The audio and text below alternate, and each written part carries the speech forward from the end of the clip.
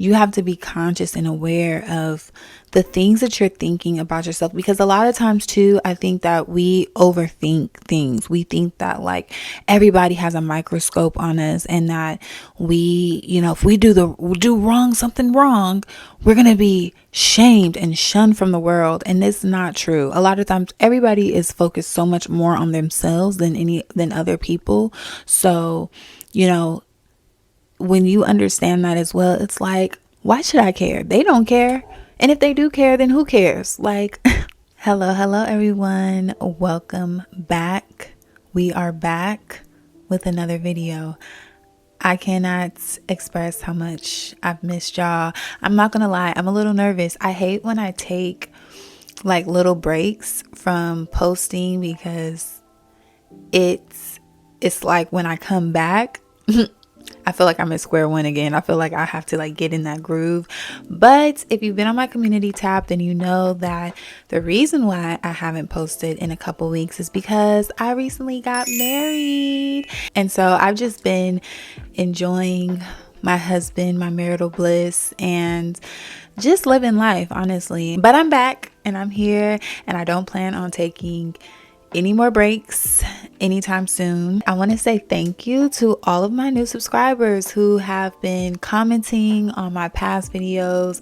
I've been getting a lot of love on this video, and so I'm very, very grateful. And I hope that this channel, helps you, that we grow together, because that's what it's about. But like I said, I've been getting back into the groove of, just staying focused and being productive, being consistent again. While we're on the topic of productivity, I want to talk about my experience with Magic Mind. In a few past videos, I talked about how I started taking Magic Mind to help with my focus and my mental clarity, and I've been taking it religiously for about a few months now at this point. But I honestly started seeing really good results within my first week of taking it, and it's become a staple in my daily routine. My husband loves to take it as well, and it just gives us an energy boost to help get through our morning, get through our day. If you're not familiar with Magic Mind, it is a mental performance shot. It has really good ingredients such as lion's mane, ashwagandha,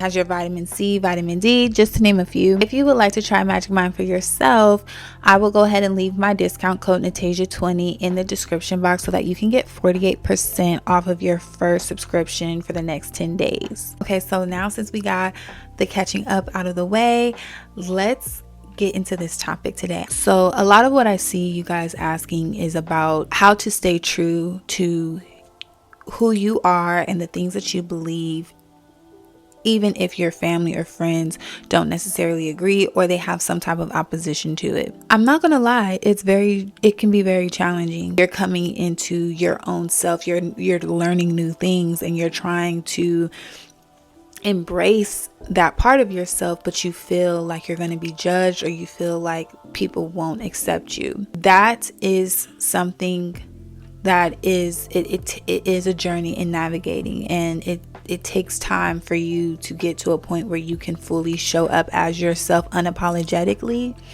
and not feel guilt or shame, just because there's people that you care about or love that don't agree with you. When I think about what it means to show up as your authentic self and to stay true to your authentic self, it can be simplistic but also complex in a way, just depending on who you are. Because on one hand, there's a fine line between showing up as your unfiltered, unapologetic self and not having any guilt, not caring about what other people think or how other people feel about it. And there's some people that do that. Like, there's some celebrities that are just like that. They're wild. They're just who they are. And regardless of the space that they're in, they're going to take up that space as how they show up.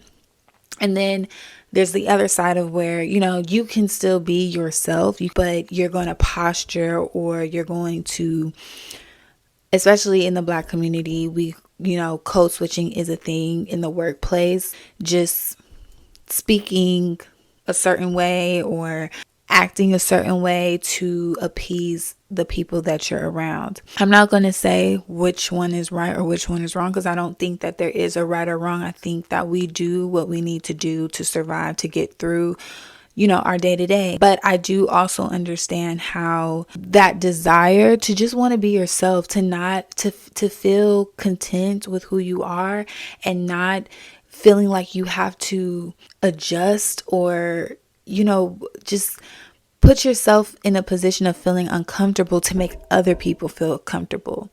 I totally get that. And I feel like I am in that place in my life right now. If it feels like too much force, if I feel like, okay, I'm not going to feel comfortable being in my relaxed self, then I won't participate. That's where I'm at right with it right now. I won't participate. I won't go to the events.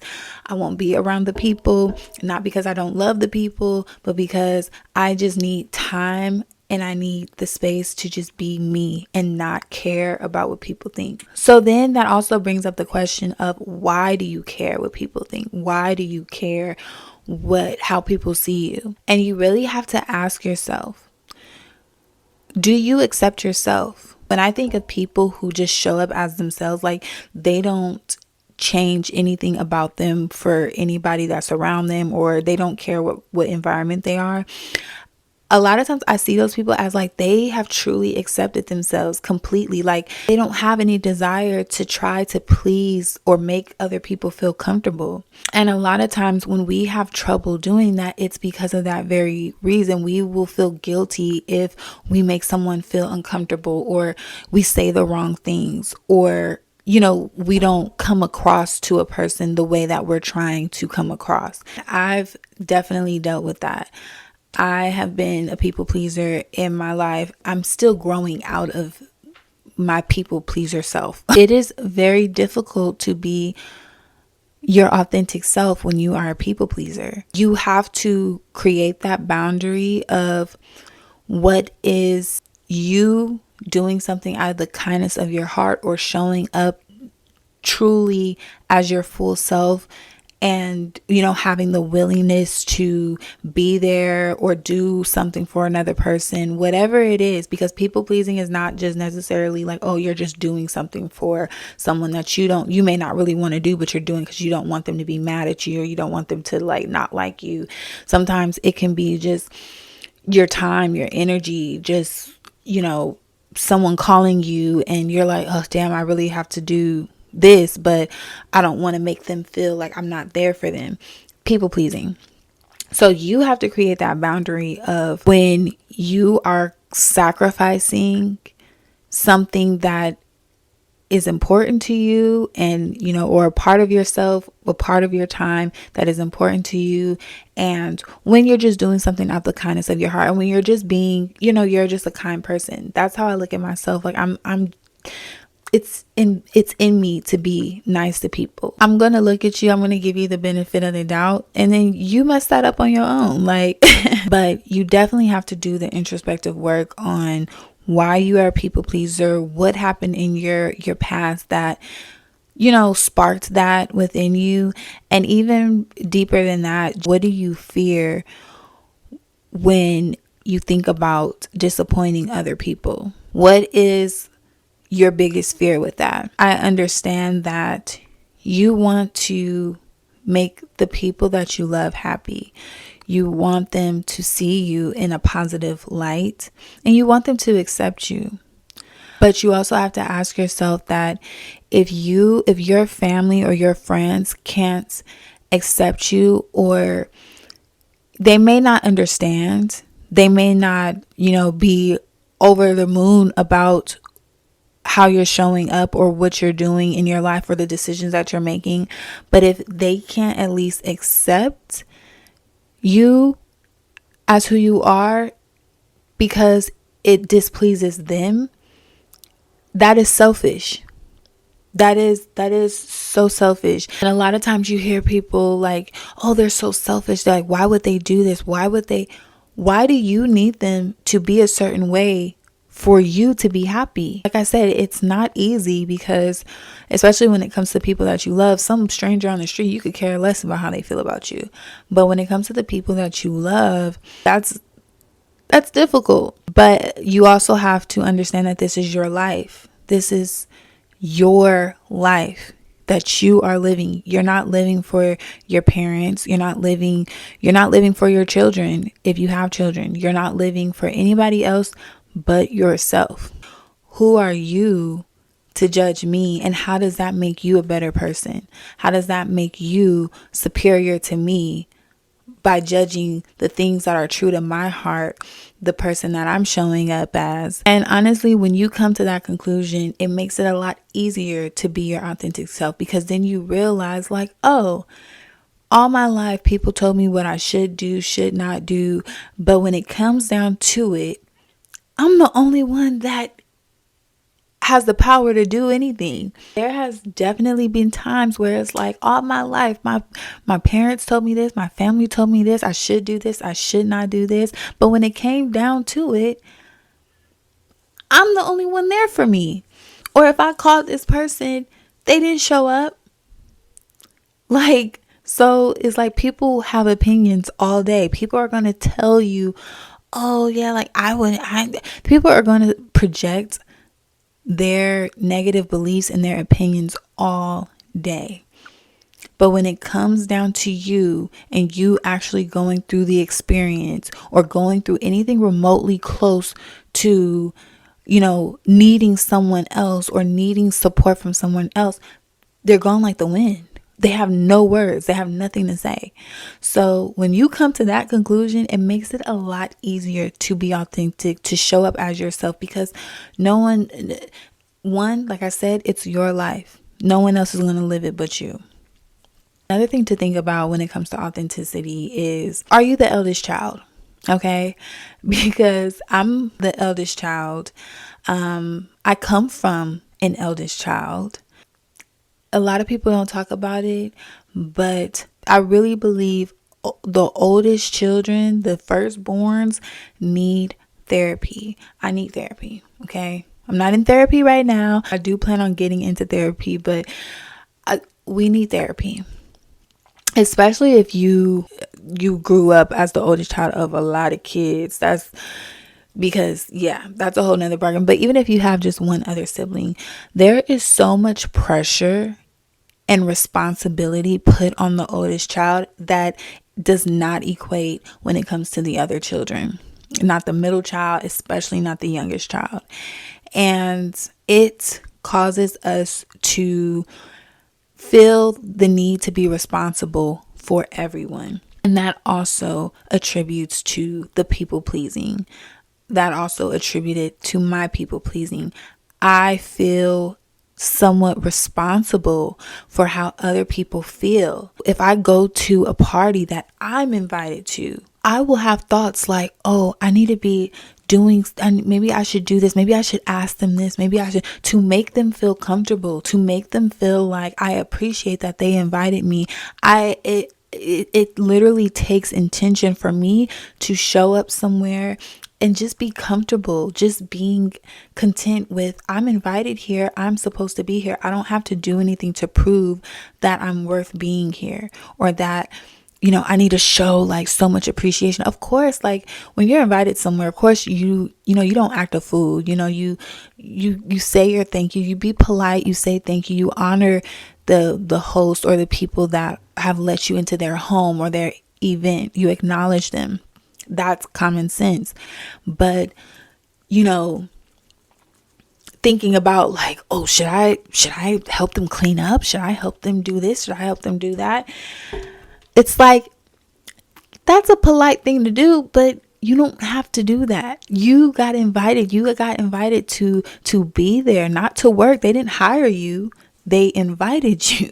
And I really feel like a lot of that comes from being the oldest child. Having to clean up after your siblings, watch your siblings, be responsible and make sure that they're okay. Also, being the one to get in trouble or scolded or reprimanded behind your siblings. Like, it sounds cute, but it's actually traumatizing. Like, it's actually traumatizing. And for some, depending on your upbringing, I feel like there's, everybody has a different situation. Some oldest children, we're just, I feel like we're just naturally, yes, we're the more responsible sibling. That may not be every case, but there's just some things that, like, yeah, you definitely have to unlearn and grow out of as you become an adult. There are some really good things that you keep, just from being the oldest child. Like, I do like being responsible and always making sure that things are taken care of. But yeah, there's a fine line that I have to draw where it's like, okay, I'm too controlling, or I am trying to not break any rules. I feel like more than anybody else, the oldest child has that desire to make their parents happy, to make their parents proud. Honestly, I could go on and on about being the oldest child, okay? Like, I feel like I need to do a whole series on this or something. But yeah, that's also something to think about. If you're the oldest child, it is natural for you to feel uncomfortable showing up as your authentic self. And, you just have to do the work. Everything requires you doing the work, okay? And subtly, gently, okay? It doesn't have to be forceful work. It doesn't have to be vigorous. It's just, you have to be conscious and aware of the things that you're thinking about yourself. Because a lot of times too, I think that we overthink things. We think that, like, everybody has a microscope on us, and that if we do something wrong, we're going to be shamed and shunned from the world. And it's not true. A lot of times everybody is focused so much more on themselves than other people. So, when you understand that as well, it's like, why should I care? They don't care. And if they do care, then who cares? Like, but most importantly, if you feel like your family or friends don't support you, or they're not accepting of, it could be this new version that you're coming into. It could be just who you are, and just, you're constantly being judged or nitpicked for things that come natural to you, that make you feel like your most natural self. If you are finding that confliction within yourself, then you have to remind yourself that, one, your family and your friends are not you. They're not living your life. You can respect them. You can, be polite, but at the end of it, you are living your life. They have to live their own lives. They have to be responsible for themselves, and you cannot live for them. You cannot live to make them comfortable. You cannot live to make them happy. If they can't be happy regardless of how you show up in their life, then that's a them problem. That's on them to work through that. But you have to be focused on your happiness. You have to be focused on filling yourself up and building yourself up. Your parents can only take you so far. They could only take you as far as their parents could take them, and so on. So when you become an adult, you do have to take the reins and take that accountability. Like, this is who I am. I love who I am.